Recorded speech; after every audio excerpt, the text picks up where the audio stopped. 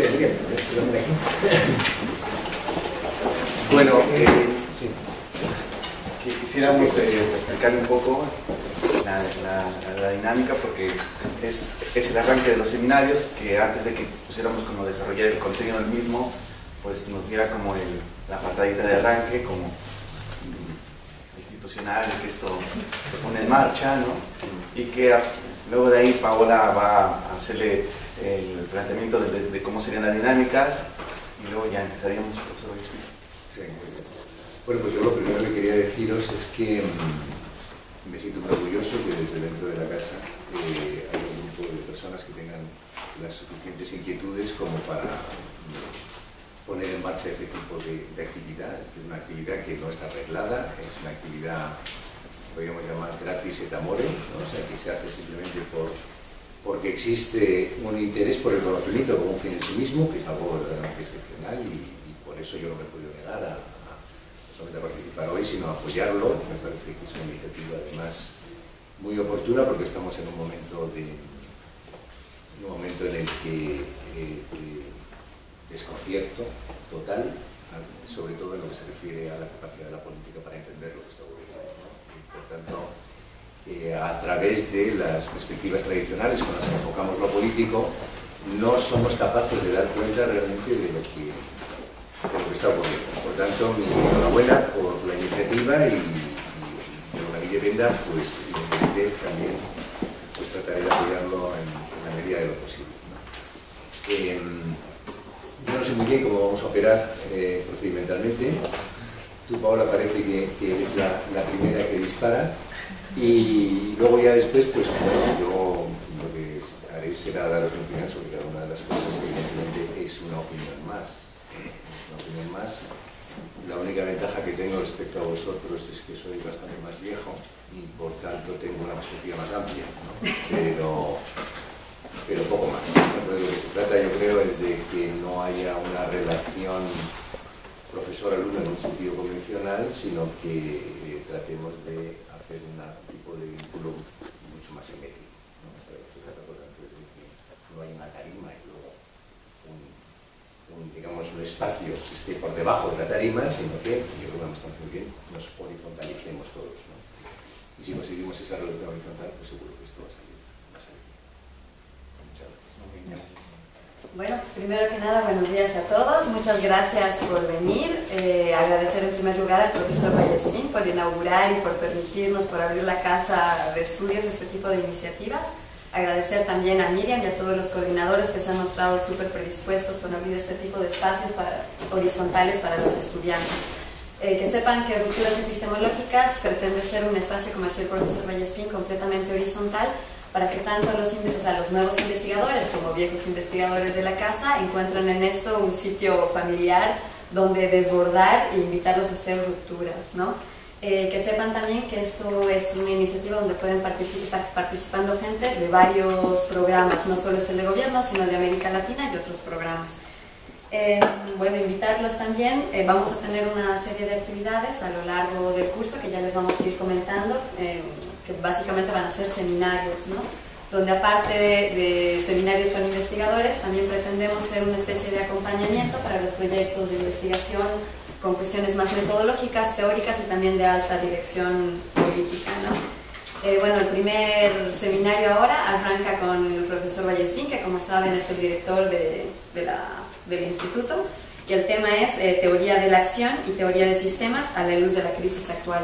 Nos ha parecido un tema completamente relevante dado el contexto de crisis actual, no solo económico-financiera, pero también creemos de una crisis de paradigmas y conceptual en lo que respecta a la política, ¿no? A la ciencia que, bueno, a la que todos tratamos de aportar aquí.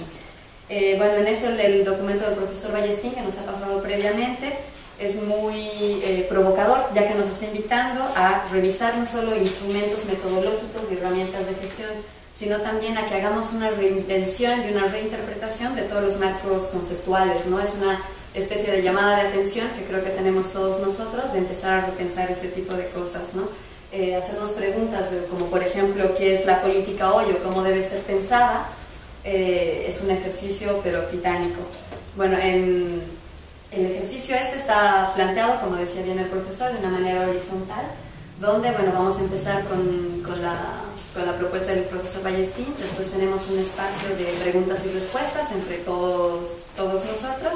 Y lo que sí le pediría al profesor, que antes de terminar, como 10 minutos antes, si podría ser como una síntesis o manera de conclusión, sintetizar un poco las rupturas, los conceptos más fuertes, tal vez, a manera de sintetizar un poco el espíritu de este primer encuentro, ¿no? Para que también lo podamos subir al blog, para que el resto de los estudiantes lo puedan ver.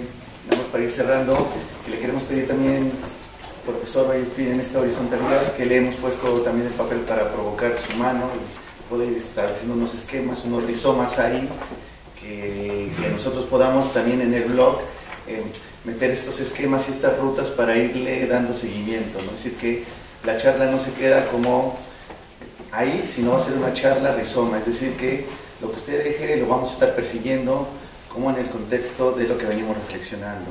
Y que bueno, también decirles, ya para ir finalizando y iniciar, que nosotros como utópicamente queremos hacer de estos seminarios una especie de espacios como aquellos, y así lo hemos sentido, el profesor está a la altura de Lacan y de Foucault, entonces queremos hacer estos seminarios como en ese nivel para venir y destrozar nuestras mentes y empezar a construir cosas. Entonces que bueno, pues tengan una actitud rupturista, porque como estudiantes de posgrado y en esta parte del mundo, pues eso es un gran reto, tener una mente rupturista. Entonces bueno, pues si alguien del grupo que hemos impulsado quisiera finalizar para decir algo, si no, arrancamos. Arrancaríamos y la dinámica sería esta: rupturistas, las lecturas previas es que nos manda el ponente una lectura, un día antes nos reunimos todos, los que llegan y formulamos un eje de ruta de discusión. Ese eje de ruta de discusión se lee primero frente al profesor. El profesor va a contestar o va a situar su perspectiva frente a lo que nosotros hemos interpretado como ejes de la lectura previa.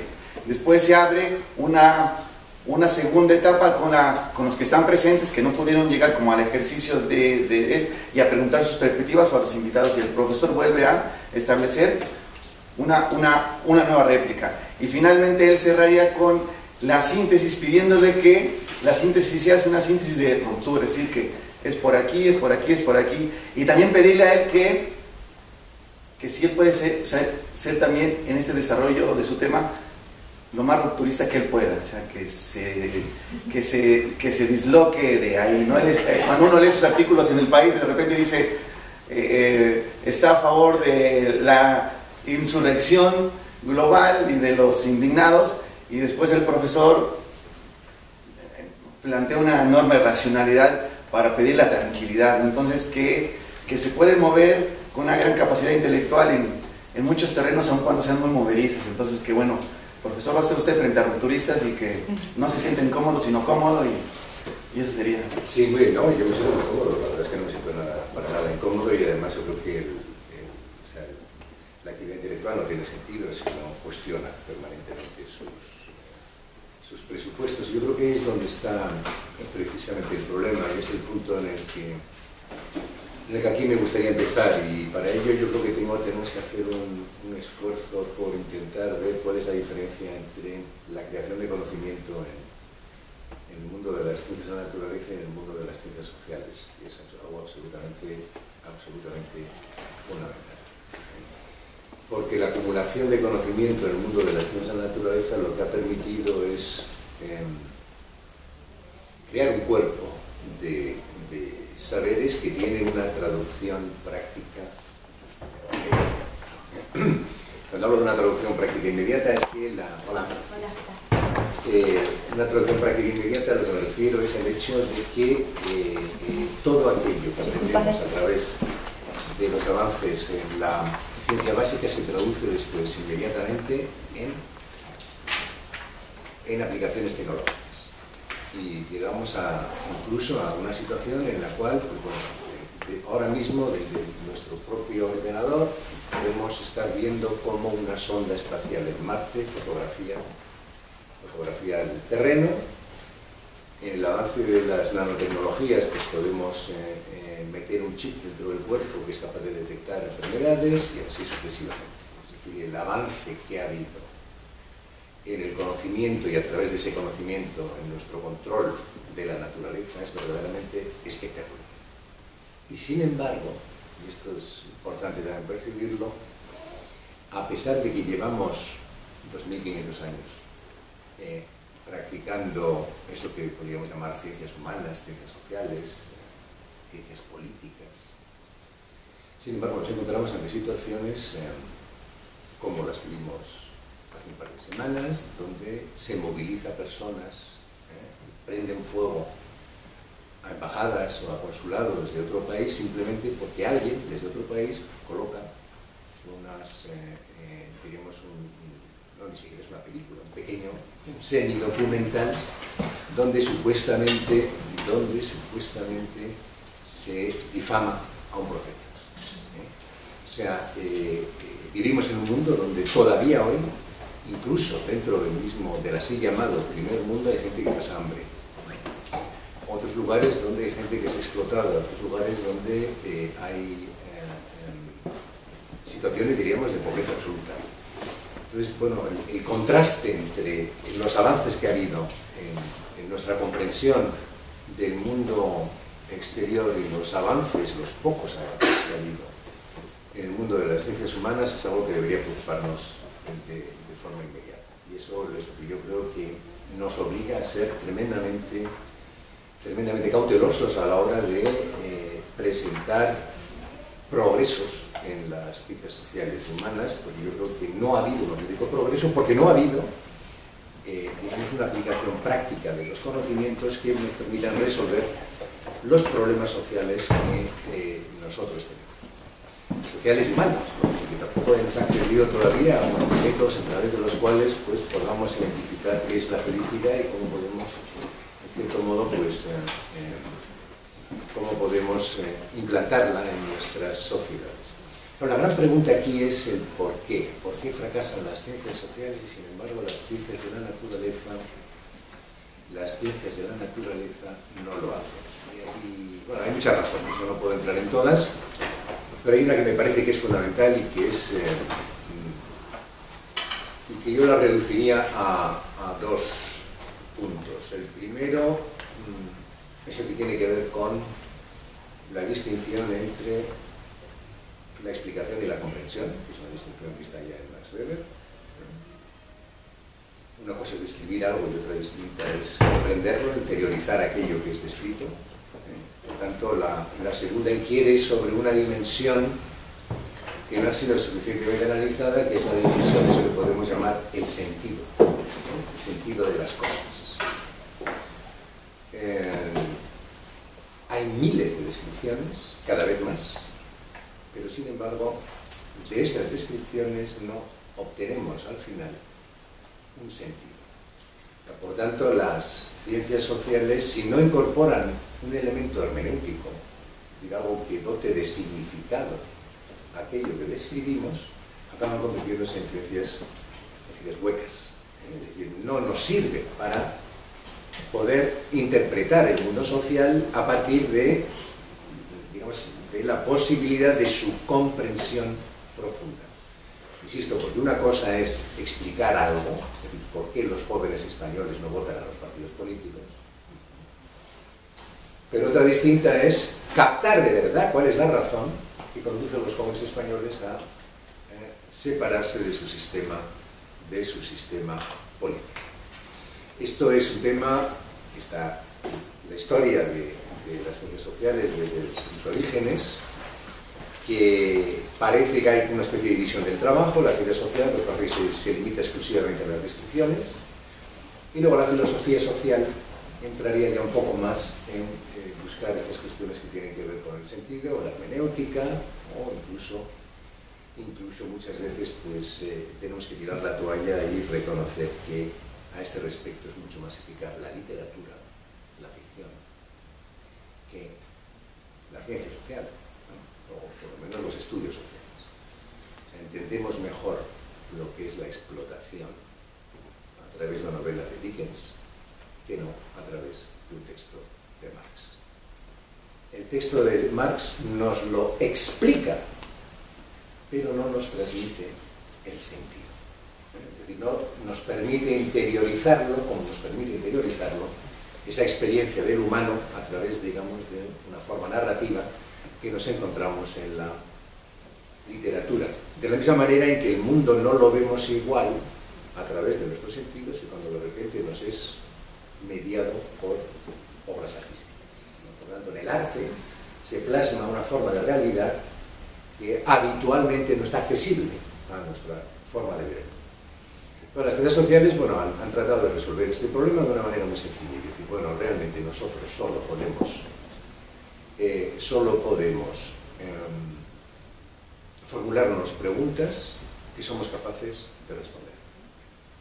Por tanto, una pregunta como ¿cuántos jóvenes españoles no se sienten representados por el sistema político? Nos hacemos una pregunta que, digamos, que puede responderse de una manera empírica, formulamos una encuesta, hacemos una muestra representativa y después obtenemos unos datos y decimos, el 60% porque no sé qué, el 30% porque no sé cuánto, etc. Ya tenemos una respuesta, una supuesta respuesta. Pero claro, las grandes preguntas, y este es un problema ya que no es de la ciencia social, que es algo que tiene que ver con la teoría o filosofía política o filosofía social, son preguntas que no se prestan a una respuesta sencilla. Y las preguntas fundamentales que no se prestan a una respuesta sencilla, pues son aquellas de ¿por qué hemos de gobernarnos democráticamente? ¿Hay una respuesta científica a esa pregunta? No. Es decir, entramos en una lógica normativa que al final acaba concluyendo a la idea de que, bueno, es una opinión. Esa respuesta que usted me ofrece es una opinión, pero no es conocimiento. Por tanto, ahí hay un problema derivado de la dificultad que seguimos teniendo para resolver, entre comillas, científicamente, determinadas preguntas y en particular aquellas que tienen que ver con lo que yo llamaba el sentido y aquello que tiene que ver con cuestiones normativas que en el fondo pues, tratan de responder a la pregunta, esa pregunta que aparece ya en Platón, ¿no? de cuál es la forma de vida que hemos de seguir. Es decir, cómo es decir, para qué estamos en el mundo y, en definitiva, cómo hemos de estructurar, no solamente individualmente, sino también como sociedad, un plan de vida. ¿Y cómo podemos fundamentar eso? Bueno, ahí hay un problema de fundamentación que realmente se nos escapa. Este es un lado del problema que dejo ahora de lado para entrar en otra dimensión del conocimiento de las ciencias sociales que es absolutamente fundamental. ¿Cuál es la gran diferencia entre las ciencias de la naturaleza y las ciencias humanas? Pues la gran diferencia entre las ciencias de la naturaleza y las ciencias humanas es que las ciencias de la naturaleza no son reflexivas y las ciencias humanas sí lo son. ¿Y qué significa eso de la reflexividad? Pues significa sencillamente que yo cojo este agua,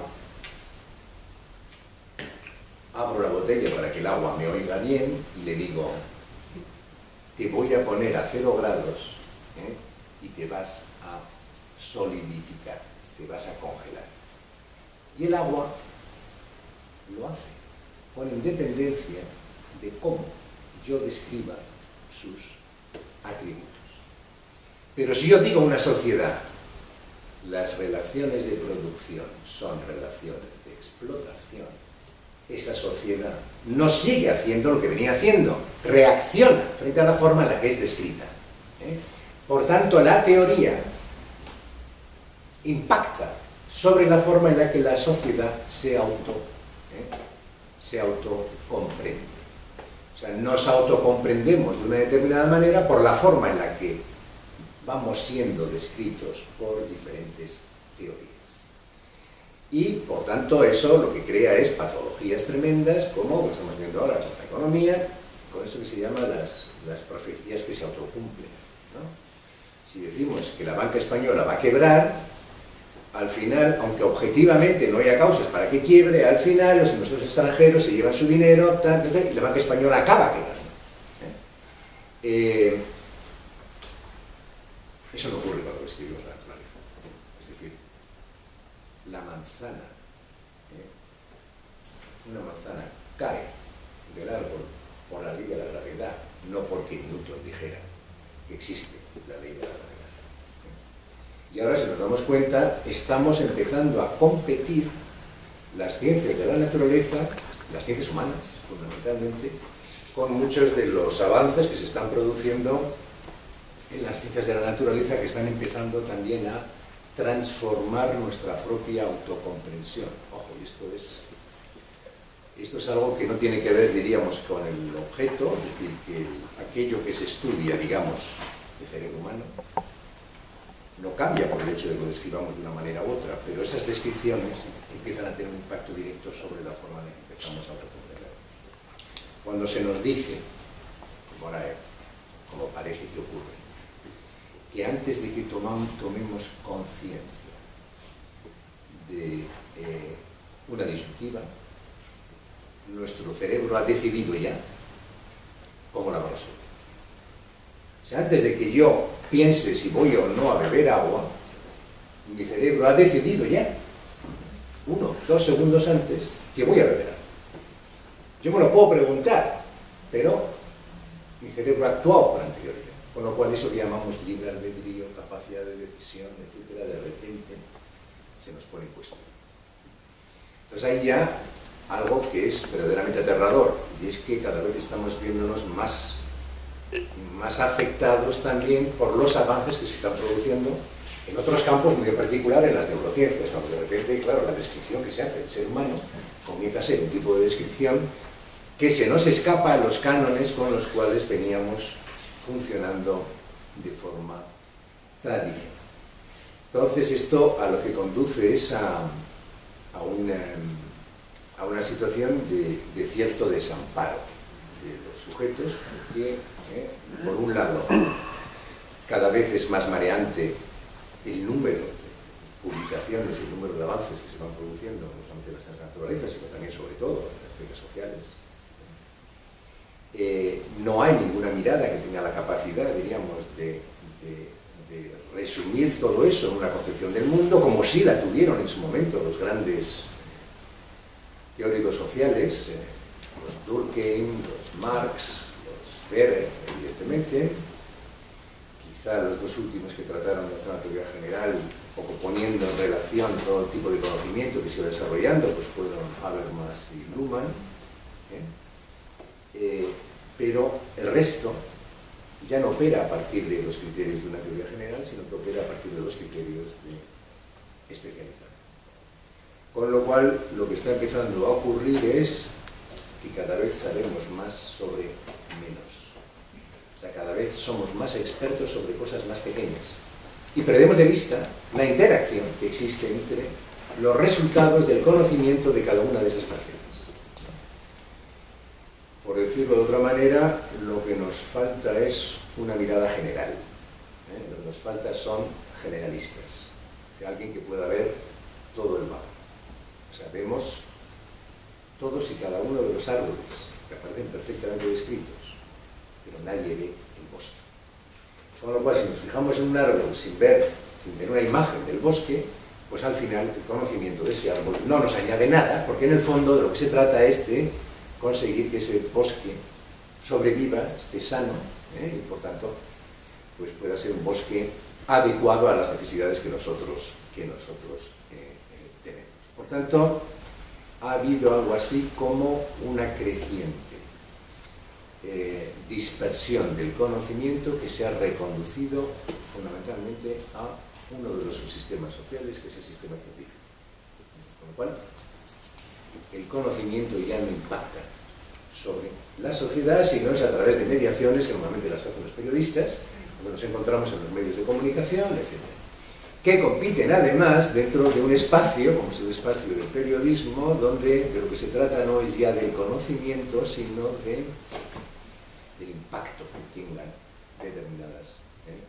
determinadas teorías o determinadas propuestas, ¿no? Con lo cual, y luego al final nosotros nos sentimos inermes porque no sabemos hasta qué punto eso que se nos narra bien, o hasta qué punto eso se sostiene, o hasta qué punto no se contrastan con otros posicionamientos que hay dentro de ese área del saber que se van dejando fuera. Y a este respecto pues podemos poner muchísimos ejemplos, pero lo que sí percibimos es que curiosamente los científicos duros tienen una mayor capacidad para transmitirnos sus avances que los científicos sociales. O sea que tienen mayor capacidad de mediación para el conocimiento social general, sus avances científicos, ¿no?, que los científicos de la naturaleza. No hay estudios divulgativos que traten, por ejemplo, el tema de las migraciones. No hay estudios divulgativos que traten algo así como los problemas de la demografía.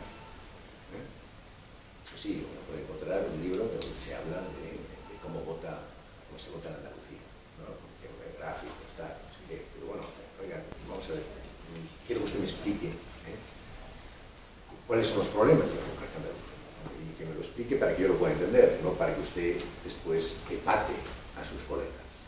Me parece muy bien que usted tenga la capacidad de epatar, ¿no?, a sus colegas, pero yo lo que quiero es saber dónde me muevo. Y eso es algo bueno, que yo creo que cada vez estamos cada vez más necesitados, que es ese tipo de conocimiento que nos permita estar al día de los avances que va habiendo y sobre todo de poder interpretar cómo afecta eso a lo que somos, y bueno, lo que somos ciudadanos, ¿no? Entonces, por tanto, cuando hablamos de temas políticos, pues ahí es donde está realmente el problema. En lo que se refiere a la teoría política, y es un poco lo que habíamos visto en este texto que yo os pasé, lo que se observa es precisamente eso. O sea, que lo que hacemos fundamentalmente es metateoría. O sea, lo que hacemos es estudios teóricos de otros teóricos. Por tanto, hacemos teorías de teorías, pero no hacemos teorías de la política. O sea, no observamos lo que debería ser nuestro objeto, sino que observamos es a otros observando nuestro objeto. Y pensar que este es un punto que yo creo que es importantísimo que tengamos en cuenta, que también es otro de los grandes problemas de las ciencias sociales, y es que en las ciencias sociales no existen los hechos. No existen los hechos, lo que existen son observaciones sobre los hechos. Vamos a buscar el hecho. ¿Dónde está el hecho?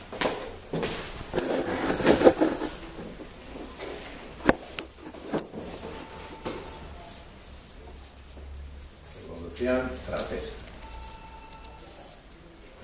Todos sabemos que existió la Revolución Francesa, o lo que convencionalmente llamamos. Pero sabemos cómo fue la Revolución Francesa.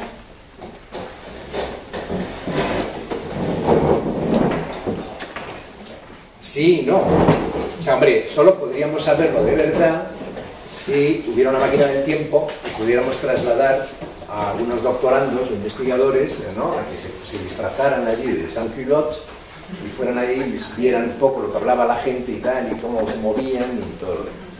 Y quién sabe si no se conseguirá algún momento. Yo alguna vez oí a Fernando Arrabal, ¿sabes?, está completamente loco desde hace mucho tiempo, decir una vez en un programa sobre ovnis, extraterrestres y eso, que los platillos volantes por supuesto que existen, pero que, ojo, no son de fuera.